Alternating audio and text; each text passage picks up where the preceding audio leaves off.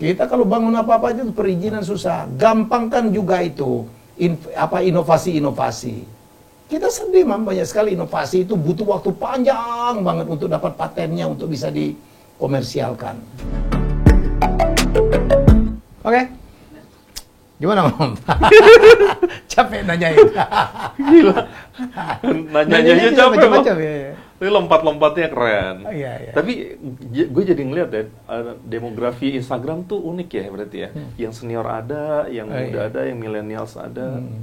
Lebih criss-cross. Kalau gue ngelihat Instagram itu lebih engage ya. Lebih engage gitu, lebih dekat ke kita gitu. Saya dari 3 itu juga dari Instagram, Twitter, Facebook, itu yang paling gue suka tuh adalah Instagram.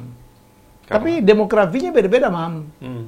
Kalau yang di Facebook itu kan usianya itu lebih senior. Dan nanyanya serius-serius tuh. Dan sebagian memang karena dipilih. Facebook kan orang-orang yang gue pilih untuk gue add sebagai friends. Gitu. Kalau Twitter itu, waduh itu uncontrollable itu. Ya, jadi tapi menarik juga. Semuanya diperlukan. Jadi ada ciri khas masing-masing. Kalau Imam tadi pertanyaan mana yang menarik tuh? Yang lucu-lucu. Gue seneng yang lucu-lucu gitu ya. Yang ngebandingin lebih keren mana lo sama gue. Itu out of the box banget ya. Itu dia oke lah. Berarti lo kalau nggak ganteng banget lo keren banget lo. Kalau nggak nekat banget. Bang, sekarang kita lanjut. Mau kemana? Facebook? Kayaknya Facebook nih. Facebook deh, kan kita lo udah pemanasan, Bang. Nah, ini Facebook nih berat-berat nih. Serius. Jadi lo udah pemanasan, udah on, kita kasih yang rada berat. Nah, seberat apa sih? Seberat apa ya? Tes ya. Tapi ini gue seneng nih. Yang pertama justru lucu. Dari Irfan Raditya. Banyak yang tanya umum, saya mau tanya yang aneh. Banyak bisnis yang dipersiapkan dengan cara yang direncanakan dengan matang tapi gagal. Sementara ada yang asal-asalan tapi sukses. Konon saya tanya yang punya bisnis, beliau pakai orang pintar atau dukun, atau apalah namanya. Yang saya tanyakan di luar dari ilmu agama, seberapa peran dan pengaruh orang pintar dalam dunia bisnis? Ada orang yang mempercayain ya. Oke. Lo, Bang? Kalau gua tuh logik orangnya, Mam. Oke. Tapi kalau kita membuka bisnis, kemudian yasinan, ngundang anak yatim, menurut gue itu bagian dari kita mohon berkah. Oke itu. Ya, tapi ada orang yang lebih dari itu, yang harus ke gunung dulu, ya kan, harus bertapa. Enggak, itu masing-masing sendirilah, Mam. Tapi kan kadang-kadang termasuk ilmu Feng Shui pun kadang-kadang bisa diterangkan secara logik. Ya, bisa diterangkan secara logik. Jadi menurut saya sih itu kita pakai sendiri-sendiri aja lah ya. Kalau saya ya udah, saya buka aja. Saya lebih kepada bagaimana bisnis ini masih ada peluang bagus atau enggak. Bagaimana teamworknya, bagaimana persiapan kita. Habis itu udah kita berdoalah kepada Allah, mohon supaya rencana baik kita diberkahi dan dibukakan jalan, ya gitu aja. Pan. Irfan Raditya nanya ya. Gue rasa dia lagi di depan dukun tuh. Cuman dia nggak pede kali. Cuman mau nanya doang. Cuma nanya. Kadang-kadang orang pintar itu kan macam-macam. Oh, iya. Ada yang berdasarkan memang agama gitu kan. Oh iya. Iya. Kan ke definisi orang. Ada orang memang punya pengetahuan lebih tuh, Bang. Oke. Ya, kita juga harus percaya dengan gitu. Tapi ada kadang-kadang ya gua nggak tahu lah, kan aliran masing-masing lah ya. Ya udah asal lu percaya aja. Tapi at the end kembalikan kepada kita tuh. Ya follow your heart. Karena kita menerima itu gitu, menerima masukan. Ya, kita lah yang akhirnya menentukan apakah masukan itu akan kita mau percayai atau tidak gitu. Layaknya si jangkrik yang menang lomba. Dia kan memilih tuh, Bang ya. Walaupun ujungnya ternyata dia tuli. Gue ingat banget waktu gue ditanyain oleh Deddy Corbuzier, dia ngomongin tentang apa yang dikatakan oleh Boris tuh. Boris yang komika. Dia bilang orang pintar itu karena yang datang ke dia itu orang yang tidak pintar. Gitu. Ada aja orang pintar itu. Ya, tapi kan itulah masyarakat kita ya. Saya pun ya saya tahu itu ya. Kadang-kadang mereka memberikan masukan gitu. Ada ya logiknya aja lah. Logik. Oke.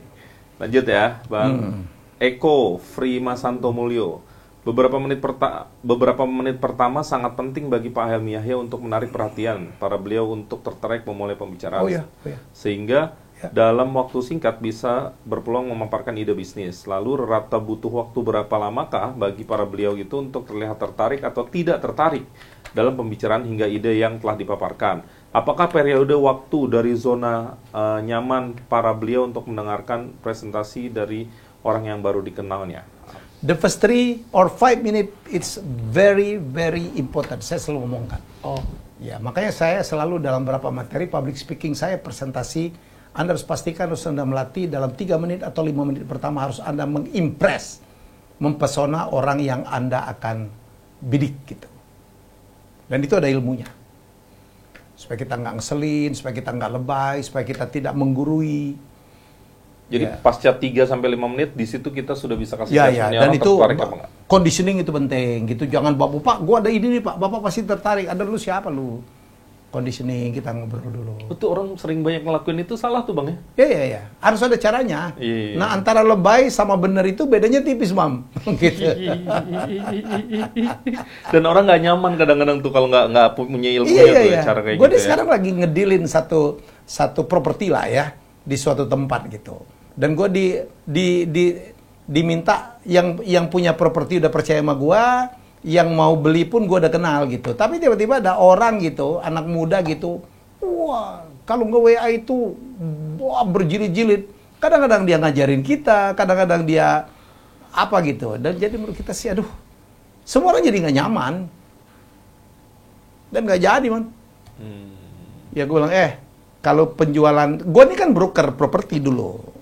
Ada loh investor tuh kan paling pantang ya kalau ingin membeli sesuatu dia kan mau aman, harus clear and clean. Itu banyak orang yang udah tertarik sama barangnya. Nggak jadi kenapa? Karena mediatornya nggak kompak, ribut gitu. Belum apa-apa udah kebayang bagi-bagi gitu. Bang, ini bisa nggak nanti bagi ini? Ini belum dapet nih gitu. Bang, boleh nggak ini aduh. Dan saya Bang, saya ini saya broker terus terang. Saya pernah jadi broker. Sampai sekarang pun kadang-kadang saya diminta untuk jadi mediator. Ya, kadang-kadang Bang, kalau ada uang di muka itu pasti nggak jadi. Bang, abang kan mau dapat gede nih, bisa nggak ngasih ini dulu nih, supaya yang punya tanahnya nggak lari. Aduh, kita aja belum dapat komisinya, lu udah minta. Nggak, itu prinsip gua nggak. Itu bukan masalah besar kecilnya. Itu prinsip. Iya. Wah, itu pengalaman yang bagus untuk di-sharing tuh. Ya. Kalau ujungnya udah minta duit duluan, kemungkinan awalnya gue apapun bidangnya, gue pernah ditawarin satu jabatan pun, dimintain duit depan, enggak deh. Dan pasti nggak jadi. Kalau gue ditawarin satu proyek, harus nyetor di depan, pasti nggak jadi. Orang yang nawarin ini pasti ngaco. Pemain-pemain kecil lah. Dulu kan pernah punya proyek mau bangun jetty ya di Kalimantan, di Kalsel gitu. Gue nyari investor tuh, ketemu dengan orang, wah gue akan bantu nih. Gue punya nih investor, wah triliun gitu. Ujung-ujungnya bisa nggak minta uang dikit gitu, 5 juta untuk proposal gitu. Wow. Dan gue pilkada juga gitu, banyak ditawarin dana-dana gratis itu. Tahu-tahu minta duit di depan. Gue bilang, gue tuh butuh duit. Lo minta duit sama gue lagi. Kalau betul ada, lo potong aja tuh. Jangankan 5%, 20% gue kasih lo. Tapi gue terima dulu duitnya. Itu prinsip. Itu yang gue tulis di bisnis secara primbon, banyak sekali salah satu modus penipuan kayak gitu tuh. Yang minta small money gitu di depan gitu. Enggak lah, lu kalau percaya sama-sama, gue butuh dana kok lu minta duit. Tahan dulu lah dikit gitu. Logik tuh ya. Ya pasti lari itu. Ya. Oke. Ini kalau gue nggak pas ngomongnya mohon maaf nih Bang. Ya. Dari Iklim Cahya. Banyak yang ngomong Pak Haye pacak lancar dan mudah nian ngomong di depan publik. Apo nian bacawannya nah nanyo iko bae. Mungkin banyak budak-budak muda kepengen belajar dari Pak Helmi. Ya itu adik gue lah di kampung gue lah ya. Tapi gue lumayan Bang ya. Oh lumayan. Ya harus belajar lah ya, ada ilmunya. Memang komunikasi itu ada ilmunya. Persiapan itu penting. Ya. Habis itu latihan dan jam terbang gitu. Jam terbang. Jadi ilmunya itu aja yang tadi saya bilang. Know your audience, mau bicara di depan siapa. Latihan gitu. Kemudian bicara dalam bahasa dari audiens kita. Pengalaman saya pilkada kan Iklim Cahya ini adik saya ini orang yang sangat saya hormatin juga gitu. Kan ngawal saya waktu saya pilkada gitu. Di OI itu, di Organilir itu ada 15 bahasa daerah loh. Ya bagaimana gue menaklukkan itu gitu. Karena ya udah gue speak in their own language gitu. Di depan orang Burai gitu, suku ya, gue bahasa Burai. Di depan orang Pegagan, gue bahasa Pegagan. Di depan orang yang bahasanya Palembang, yang OO itu Palembang tuh bang. Di depan orang Sentul, gue bahasa Sentul. Di depan orang Jawa, gue bahasa piye kabere pak, apa gitu.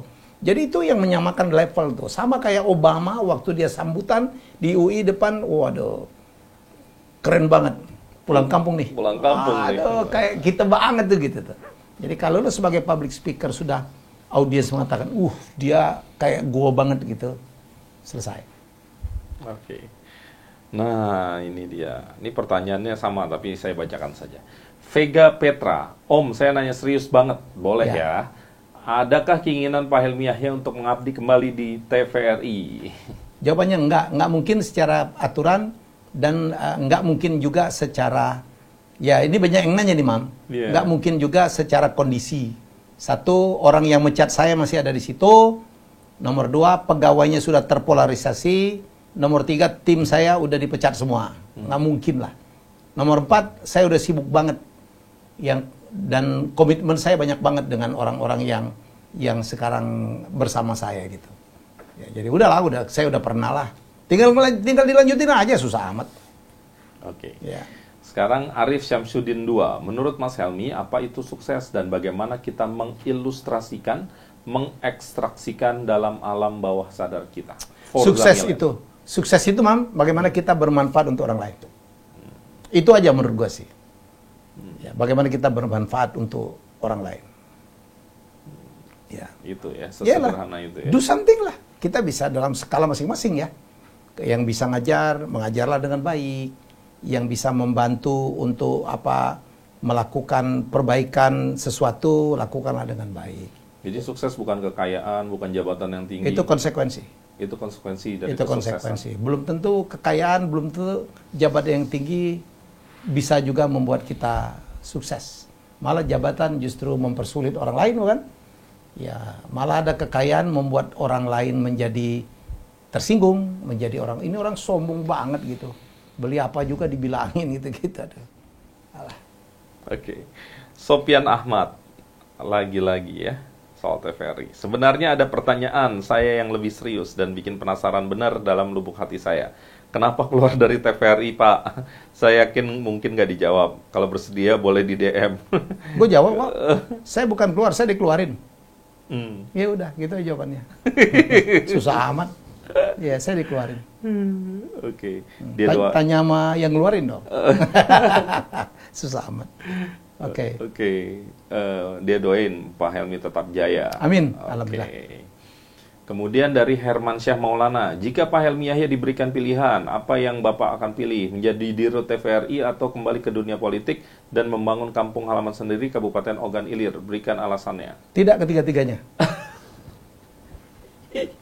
Saya tidak akan pernah berpolitik, saya tidak akan kembali ke TVRI, dan saya tidak akan kembali ke kampung. Karena saya udah pernah mencoba dan saya tidak diterima.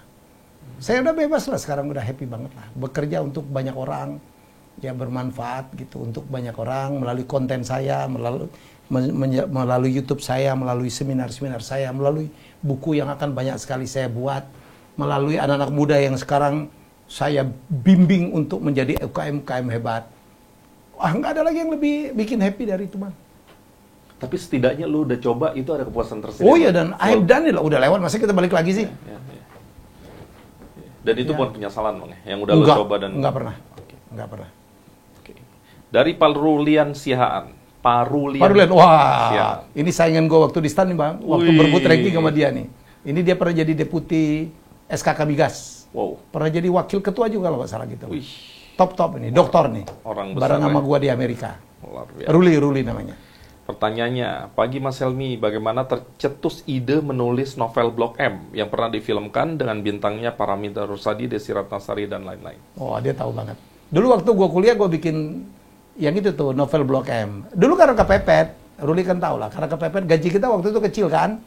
Ya, jadi akhirnya gue cari apa sampingan gue lakukan. Gue lihat waktu itu Hilman lagi top tuh, Mam. Hilman lagi top dengan lupusnya. Gue dulu nulis. Namanya Lintar ketika musim durian tiba. Novel, gue lihat, wah, lupus. Gue bisa gitu. Jadi gue tuh ada copy paste aja gue buat gitu. Ternyata gue banyak tantangan, Mam. Karena gue dianggap meniru lupus gitu. Jadi ada orang-orang yang berada di belakang itu gitu, atau media yang di belakang itu gak dukung gue. Ya udah, gue dulu bikin dia lupus, gue lintar sama-sama L gitu. Udahlah, daripada gue terlalu nabrak lupus, Helmi jadi Hilman gitu kan. Hilman jadi Helmi gitu. Dan gue dekat banget sama Hilman akhirnya. Walaupun dulu dia up there gitu, jauh di sana. Dan gue nobody. Pegawai negeri, anak stan gitu, kok nulis novel. Akhirnya gue nulis buku yang perempuan deh. Biar gak terlalu tabrakan sama Hilman. Sama lupus. Gue bikin namanya Lola, serial Lola. Itulah yang jadi Blok M. Pertama itu Blok M, bakal lokasi Mejeng. Dulu gue tuh bakal bikin 3, Mam. Kalau itu menggambarkan dunia pengecengan di Blok M. Waktu itu ada Sabang. Sabang tuh sarana bakal ngeceng. Kalau Blok M itu kan bakal lokasi Mejeng gitu. Dulu gue tuh mau lagi bikinnya PIM. Ya, jadi ya itu kan kepepet lah. Gue harus cari duit lah. Bang, tapi lo bilang lo kan nobody. Tapi kok lo bisa sih novel lo naik ke permukaan? Ya perlu perjuangan juga lah. Ya, gue jualan ke penerbit-penerbit. Gitu. Oh iya, akhirnya ini bisa jadi cerita bersambung di Hai, dibahas di Prambors. Akhirnya gue bikin skenarionya diterima oleh Parkit, Pak Ram Punjabi itu. Diangkatlah jadi film, sutradaranya Edward Pesta Sirait. Wah, honor gue tinggi banget, Mam. Lebih tinggi dari Yasman Yazid. Waktu itu 670.000, gue 1 juta. Gue nggak mau turun. Pak Ram, gue nggak jadi, nggak apa-apa. Orang gue akuntan kok, gue dosen di STAN gitu. Akhirnya jadi loh, Bang. Gue bilang, gue tuh cuma bukan minta 1 juta zaman itu. Saya butuh PC supaya saya bisa bantu Pak Ram. Dan harga PC itu lebih tinggi dari senior scriptwriter waktu itu. PC itu apa, Bang? Personal komputer. Komputer. Ya, desktop. Okay. Gue dikasih desktop. Akhirnya gue banyak sekali bikin skenario adaptasi untuk Parkit film. Zaman itu Parkit tuh, bukan Multivision gitu. Wah, perjalanan gue pernah bikin buku humor, Mam. Itu kan kepepet, itu the power of kepepet tuh persis. Ada dulu top kan mati ketawa cara Rusia kan? Iya. Wah, gue bisa bikin. Gue bikin gelitik tawa cara Amerika. Laku juga loh, Bang. Itu gue yang buat. Dulu sampai anak stan tuh, jangan cerita joke depan Helmi, nanti dijadiin buku kita bagian, termasuk Ruli gitu. He is my best friend. Dan dia yang ngenalin gue dengan Pak Yonan, karena waktu itu dia di SKK Biga. Salah satu lulusan STAN yang bright, doktor, sekarang jadi dosen di Inggris kalau nggak salah. Wow, keren. Dan teman gue barangan ke Amerika. Salam kenal Pak Ruli. Orang keren soalnya. Iya. Dari Arif Budiman, saya ingat dalam salah satu konten HYB, Pak Helmi pernah bilang saat ini begitu banyak pembicara publik yang jago bicara di depan puluhan, ratusan, bahkan ribuan orang, tapi sangat sedikit pembicara yang mampu mendengarkan orang lain dengan baik. Banyak orang dengan profesi profesional public speaker, tetapi sangat sedikit orang yang memproklamirkan dirinya sebagai public listener atau pendengar publik. Sebagai pembicara publik yang terbiasa banyak bicara dan didengarkan orang lain, apa yang harus dilakukan untuk bisa menjadi pendengar yang baik? Itu kebiasaan, Mam. Jadi saya kan dulu kan kuliah di MIT, dapat kesempatan untuk dapat beasiswa untuk ada course gitu, training gitu di MIT. Jadi salah satu bukunya karya Otto Scharmer membahas tentang U-theory, betapa pentingnya leader-leader itu mendengar, not only speaking. Celakanya sekolah public speaking banyak, tapi sekolah public listener itu tidak ada. Karena orang sulit untuk mendengar, disitulah terjadi konflik, terjadi miskomunikasi, ya, hanya karena nggak mau dengerin gitu. Padahal kalau mau dengerin, oh ternyata ini maksudnya. Tidak seperti asumsi saya. Dalam teori itu ada disebut dengan you have to suspend judgment. Jangan cepat prejudice gitu. Dan saya belajar banyak. Wah, saya waktu course di situ sama tuh, kan Farhan pernah di situ, Mas Tanto pernah di situ. Profesi saya itu, Farhan dan Mas Tanto, adalah orang yang didengerin orang kan. Kita MC, kita moderator, saya ditambah saya motivator. Itu one way itu. Dan saya CEO, Mam. CEO. Yang apapun kata-kata gue didengerin orang. Ya, makanya berikutnya dari pendidikan itu, iya, oh berat loh, Mam. Membiasakan diri. Kan saya nyari makan dari ngomong, bukan dari denger. Ya. Saya pernah ikut satu organisasi, saya nggak perlu sebut itu, saya keluar. Karena di situ saya harus mendengarkan kata-kata semua orang. Dan gue tahu banget kata-katanya itu belum tentu benar tuh. I have to listen. Berat, Mam. pelajaran mendengar itu tidak gampang. Tapi begitu saya pulang dari MIT, ini adalah ilmu yang sangat luar biasa. Dan saya belajar banyak betul bahwa leader-leader hebat itu, ya, orang-orang yang sukses secara bisnis, bukan saja ngomongnya bagus, tetapi ada kalanya mereka mendengarkan dari banyak masukan. Bukankah kita belajar itu dari mendengar, bukan dari ngomong? Dan itu yang gue praktekin. Ya, saya adalah pembicara yang baik, tetapi pada masa-masa tertentu, saat-saat tertentu, saya tahu diri. Sekarang saya banyak sekali listennya. Kayak saya masuk ke dunia YouTube, saya mau bikin MCN, akan mengoperate konten-konten YouTube orang-orang hebat, termasuk Mary Riana, James Gui, Ishak Chandra, Bong Chandra, nanti saya yang manage semua. Tapi ilmu YouTube tuh ilmu baru. Saya bilang sama teman-teman TV, lo jago TV, belum tentu lo jago YouTube. You have to listen. Ada metadata, ada hashtagging, ada clickbaiting, ada bagaimana membaca trending topik. Ada sesuatu yang nggak boleh di YouTube, kan ada banyak juga tuh. Ada masalah IT. Ya, gue mendengar sekarang, wah ilmu gue nambah banget. Dari mendengar bukan dari ngomong. Tapi kalau gue diminta ngomong, I will talk. Untuk sesuatu yang saya diperlukan untuk ngomong seperti itu. Jadi saya bukan orang yang depend, ngomong terus, enggak Mam. Enggak. Kan Imam menjadi saksi. Yang Pak Helmi bilang, aduh Pak Helmi itu ternyata mau juga dengerin orang. Ya, gue pernah lihat lo hampir 2 jam nggak ngomong sama sekali dan hanya dengar. Ya, dengar. Gue aja yang mungkin bukan pembicara di forum itu, gue udah kesel, mulai ya? udah gatel kan? Dia udah senyum begini gitu. Gue pernah belajar dari Bante Utamo, Mam. Satu hari berapa tahun yang lalu saya bicara, kemudian Joger, ya Joger yang Bali. Saudaranya Jaya Suprana itu, terus satu lagi adalah si Romi Rafael. Kita tampil bertiga di depan audiens di balai sidang. Gue MC sebagai pembicara. Kan saya MC, saya nanya, Bante mau ngomong apa Bante? Ya, ini biksu Bang. Ya, dia ketawa aja. Mam, gue waktu itu kita sombong banget, gue ngomong duluan tentang entrepreneurship. Perasaan udah keren banget. Gue udah Joger ngomong, Romi Rafael ngomong tentang pendidikan gitu. Dia ngomong, Mang, dia ngerangkum apa yang kita omongin. Gila, Mang, dengan sangat fluent. Wow. Jadi saya melihat ada orang, dari mendengarkan kata-kata orang, ya, dia dan bisa rangkum, menjadi rangkuman yang sangat keren banget. Habis itu gue bilang, I want to be like him.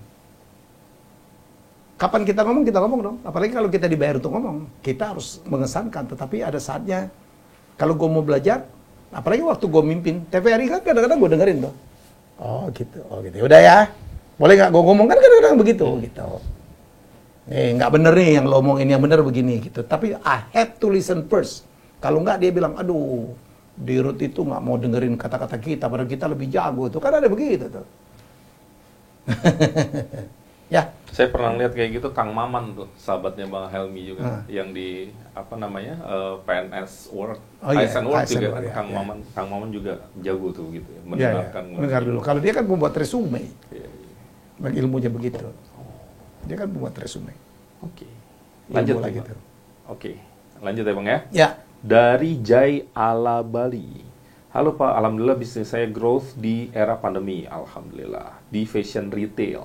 Saya mau menambah gedung, kira-kira dananya menghabiskan 40% modal usaha saya, cashnya. Namun, stok barang masih 5 kali lipat dari harga gedung yang akan saya bangun. Menurut Bapak, tepat nggak ya waktunya, atau menunggu semua normal? Jujur saya terdoktrin cash is king, tapi jika diikuti terus, nggak tahu kapan ini pandemi benar-benar selesai. Mohon saran. Kenapa harus ngotot untuk bikin gudang ya? Kalau bisa gudang itu masih bisa kita sewa. Gedung kalau dia. Gedung ya. Okay. Kalau gedung itu masih bisa kita sewa. Banyak sekali gedung-gedung yang tidak terpakai sekarang. Kenapa ngotot? Untuk menghabiskan cash yang cukup besar. Jadi kalau bisa kita delay aja. Bukan kan sekarang bisnis itu online. Bisnis itu online, kita tidak perlu kantor yang besar, kita tidak perlu gedung yang besar. Bahkan kadang-kadang kita tidak perlu gudang yang punya sendiri, ada sharing ekonomi. Ya udah tau lah, cash is king. Ya, cash is king. Oke. Ya, oke. Deposito is packaging. Is queen. Oke.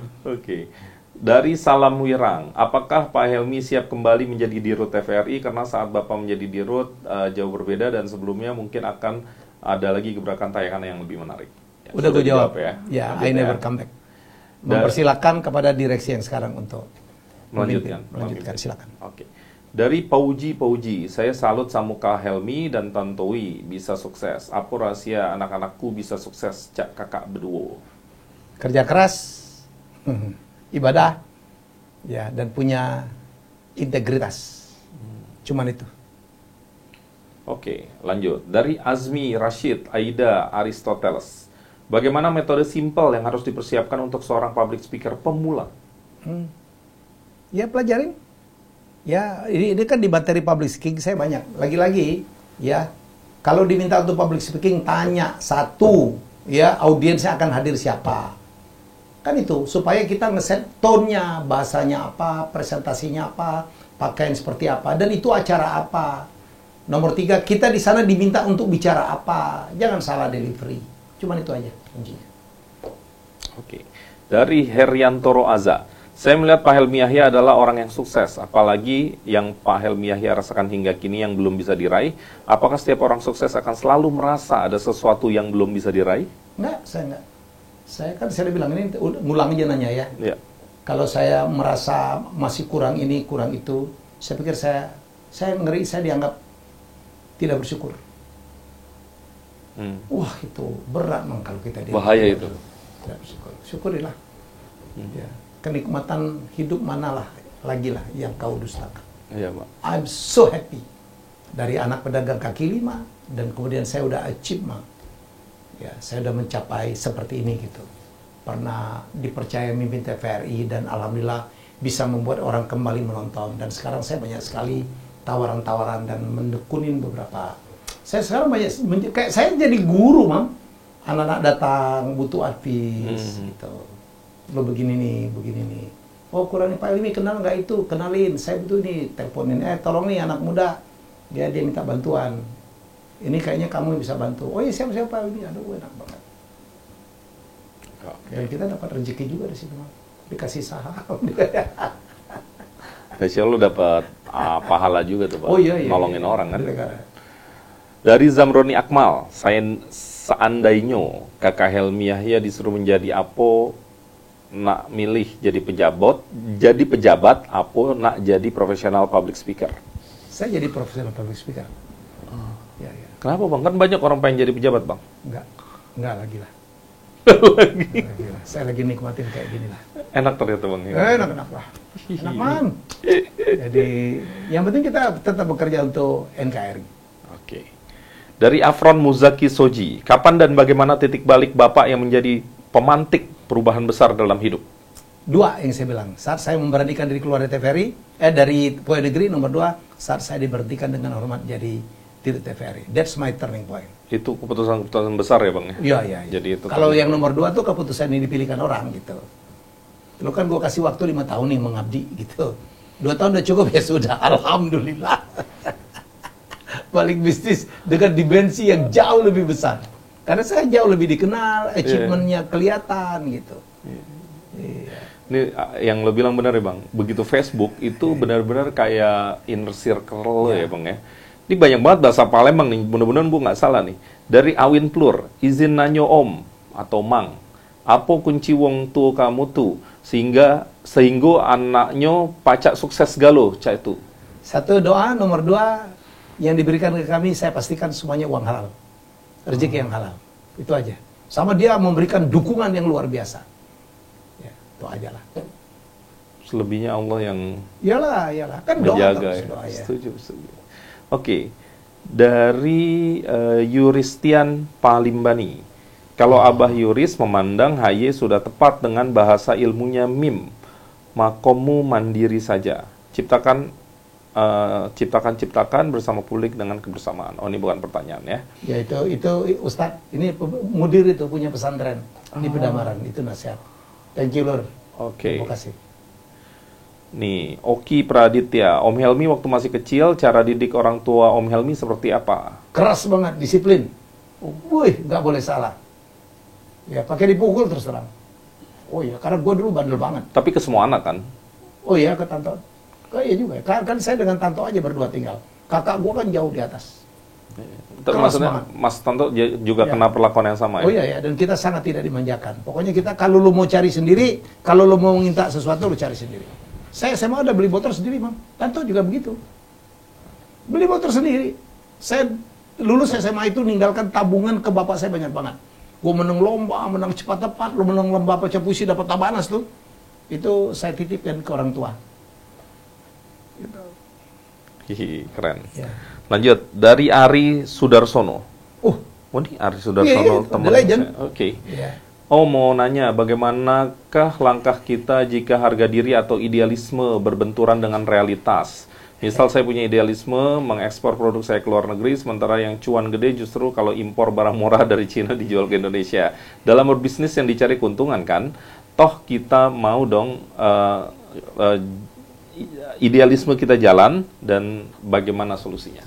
Ya berdamailah, ya kombinasi dari itu kalau saya ya. Ya kita tuh memang belum bisa lepas dari impor, belum bisa gitu. Ada hal tertentu. Bahan baku itu kadang-kadang di Indonesia nggak ada gitu. Yeah. Jadi semoga dengan COVID ini membuat kita lebih berdikari.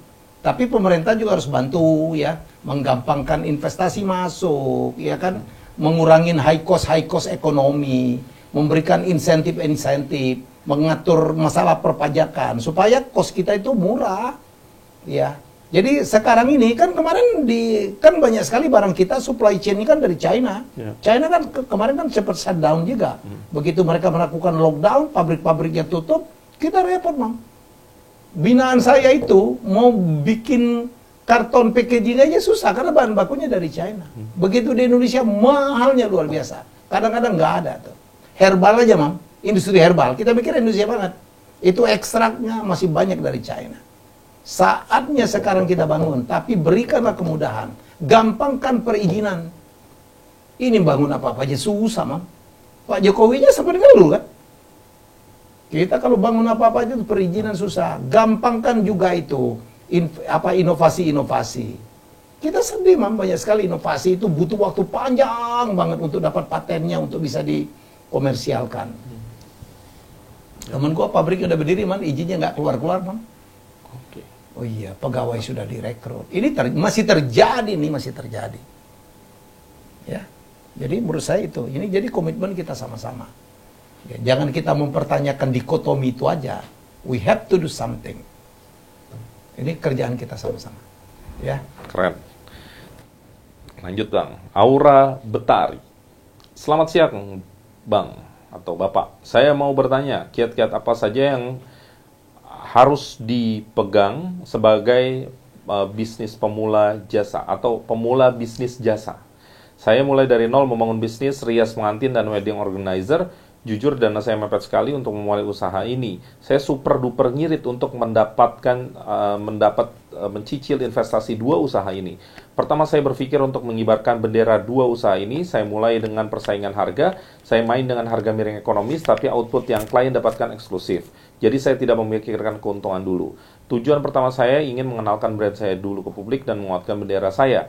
Yang mau saya tanyakan, apakah langkah saya sudah tepat? Ya, dalam bisnis itu kan ada staging gitu ya. Memang seharusnya Mbak Aura, selamat ya, anaknya baru lulus dari alumni STAN ya. Kan saya orang tuanya harus juga kita congratulate gitu. Yeah. Dalam berbisnis itu kan memang harus satu-satu, nggak bisa dua-duanya sekaligus. Dan strateginya Mbak Aura memang harus dipikirin gitu. Kadang-kadang kita banting harga di depan, begitu mau dinaikin susah loh. Ya, orang itu sekarang membeli satu produk atau jasa itu bukan karena murahnya saja. Murah itu is only one thing. Kalau kerjanya bagus, orang harga itu adalah tidak terlalu menjadi faktor yang menentukan orang. Apalagi jasa ya.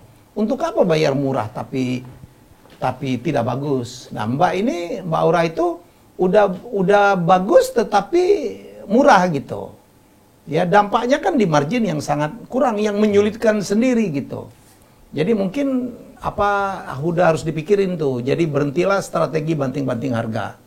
Ya, kalau produk Mbak Aura bagus, Mbak Aura Betari namanya, ya, pasti orang akan datang. Jadi fokus aja di service excellent. Oke. Keren nih, Bang. Akhirnya kita bisa menyelesaikan satu platform. Facebook tinggal 3 lagi, Bang. Tapi tadi Instagram tuh masih banyak tuh yang tersisa tuh. Mungkin kita season 2 lah. Oke. Ini Rudi Hartono, di masa pandemi ini sangat sulit melihat pangsa pasar yang mumpuni. Saya bisnis sembako yang sehari-hari orang makan terancam tutup karena daya beli menurun dan orang lebih mencari harga murah. Bagaimana cara menyikapi masalah ini? Kalau banting setir bisnis, apa yang cocok? Shifting lah. Tapi kalau saya pikir sembako itu kan pasti dibutuhkan orang gitu. Tinggal bagaimana strategi, pricing ya, dan apa melihat pasar-pasar baru. Jangan mungkin bisa online ya, jangan offline aja. Membuat paket-paket kerjasama dengan e-commerce dalam memasarkan itu, ya membuat paket-paket promosi. Jadi menurut saya kalau sembako itu tidak akan pernah hilang. Dan sembako itu kan dari dulu marginnya tipis, Mam. Kalau mau dapat keuntungan besar itu jangan main sembako. Sembako itu marginnya pasti tipis, tapi biasanya mainnya di volume. Yeah. Jadi kalau volumenya dikit, dapatnya dikit. Tetapi kan sekarang banyak sekali orang yang bisnisnya bertumbuh, ya justru dalam era pandemik ini. Ya, banyak sekali. Bisnis makanan, minuman, frozen food, bisnis supaya menghibur diri, supaya orang jangan stres. Itu banyak banget, Mam. Ikan cupang. Tanaman, ada janda bolong. Kenapa orang kan stres di rumah gitu? Interior. Interior tuh orang kan bosan 8 bulan di rumah, dindingnya itu aja. Orang kan kepengen sesuatu variasi. Asal kita tahu aja, Pak. Ya banyak sekali. Makanya rajin-rajinlah ikut seminar, rajin-rajinlah nanya, terkoneksilah dengan komunitas UKM. Kita akan baca tuh kemana tren bisnis. Termasuk bikin daster, laku banget sekarang. Jangan bikin fashion-fashion yang kayak apa gitu. Generasi nanti itu, Mam, itu nggak ada lagi tuh. Sadarnya branded nggak ada lagi tuh. Gila ya, berubah ya. Iya. Oke, Agus HP, bagaimana membangun kepercayaan dalam bisnis? Apakah ini ada kaitannya dengan kapabilitas, kompetensi manajerial, dan tipe resiko calon pebisnis? Ya memang ya, itu memang ada kepentingan. Tapi bagaimana kita membangun reputasi, jangan pernah mengecewakan konsumen. Ya, jangan pernah bohong. Jangan pernah menyalahi komitmen. Ya, harus konsisten. Ya, reputasi itu hasil dari apa ya? Perbuatan, pencapaian yang lama banget. Butuh waktu. Bersabarlah di situ. Bangun reputasimu. Begitu reputasi dapat, bisnis akan ngikutin. Segitu mahalnya itu ya. Oh iya. Sekali lo pernah bohong itu dari mulut ke mulut, oh jangan beli beras dari dia lo. Kelar. Dan dunia itu sempit banget untuk orang yang melakukan kesalahan-kesalahan atau melakukan pelanggaran-pelanggaran. Ya. Jadi jangan lakukan hal tersebut. Ya. Jaga reputasi. Jaga reputasi. Zefri Iskandar, bagaimana menumbuhkan bisnis syariah di Indonesia dan bisnis syariah bagaimana yang cocok untuk investasi dengan modal ringan? Dengan modal apa? Modal ringan. Saya nggak terlalu intuit ya, gitu. Saya nggak terlalu memahami itu. Jadi bisnis is bisnis menurut saya sih. Kalau itu kan aliran ada orang yang based on syariah, ya selalu ada. Menurut saya kita harus belajar dari orang-orang yang sudah melakukan itu, ya bagus-bagus aja sih, ya bagus-bagus aja, ya. Jadi menurut saya sih saya tidak terlalu memuaskan untuk menjawab itu karena saya tidak terlalu memahami itu. Oke. Itu terakhir di Facebook, Bang. Wih, nggak terasa, Mam. Thank you banget. Nggak terasa 1,5 jam lebih nih konten udah, Bang. Dan belum kelar, Bang. Belum semua. It's a long way to go, Bang. Ya, banyak jadi yang belum kita jawab. nanti kita akan jawab semua. Twitter belum ya. Kemudian Helmi Yahya yang di fanpage belum. Jadi mohon maaf yang belum terbaca. Nanti kita akan lanjutkan. Di samping nanti kita akan buka lagi pertanyaan-pertanyaan baru yang kalau bisa jangan ngulang lagi. Tadi pertanyaan paling banyak, apakah saya balik ke TVRI gitu? Banyak, Bang. Imam udah gue prediksi itu, Bang. Imam ngarepin gue balik gak ke TVRI? Kalau gue balik, lo balik ya? Karena lo di luar, posisi gue sekarang, gue percayakan banyak adik-adik gue yang lebih potensial dari gue, Bang. Ya, kita itu, saya dan Imam ya. Imam ini kan menurut gue sih anchor TVRI terbaik. Thank you, Bang. Terbaik. Ya kalau nggak mungkin dia dipercaya memimpin debat capres pertama bersama Ira Kusno ya kan. Terus kita kirim beberapa kali mendampingin Pak Jokowi dalam kunjungan ke luar negeri. Terakhir mewawancarai Mahathir Muhammad. Tun Mahathir Muhammad dalam usia 92 terpilih jadi Perdana Menteri. Gimana perasaan lo, Bang? Luar biasa ya, salah satu yang paling senior saat ini di kawasan dalam tanda petik paling didengar ya, karena senioritas dan kesempatan langka lah bang. Berapa lama waktu itu? Lumayan bang, setengah jam ada bang. Luar biasa. Wawancara. One on one ya? Ya one on one, terus juga bareng-bareng grup. Ya. Itu kan karena lu adalah mewakili TVRI, Bang. Setuju bang. Betapa terhormatnya gitu, TV publik, dan itu yang dulu kita bangun. Saya bayangin di ABU Conference di Tokyo, saya diminta bicara gitu, bersama CEO Rai TV gitu ya.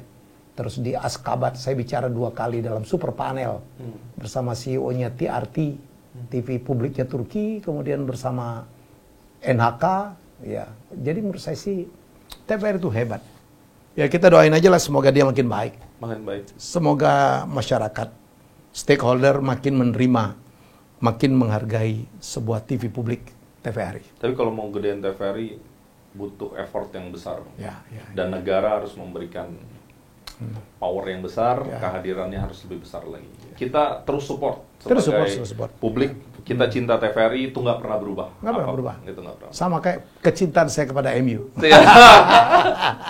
Tidak akan bisa dihalangin oleh segelintir orang yang punya pikiran berbeda. Terima kasih Anda semua yang sudah bertanya. Semoga jawaban saya itu yang dipandu oleh Mas Imam membacakan, kalau nggak boring juga ya. Ya menjawab banyak sekali yang Anda ingin tanyakan. Tadi semua tidak ada yang di skip tuh. Saya bilang, bacain aja semua. Yang sengaco apapun bacain aja. Tapi alhamdulillah nggak ada yang ngaco ya. Nggak, alhamdulillah. Okay. Berulang aja tuh soal TVRI. Ya, Mas Imam yang pilih karena dia lebih objektif. Ya, akan ada 3 buku lah, 2 dari Instagram, 1 dari Facebook.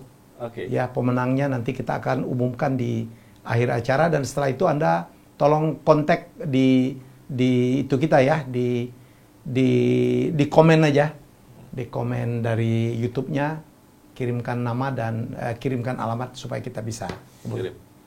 Oke, terima kasih. Bye-bye. Bye, thank you.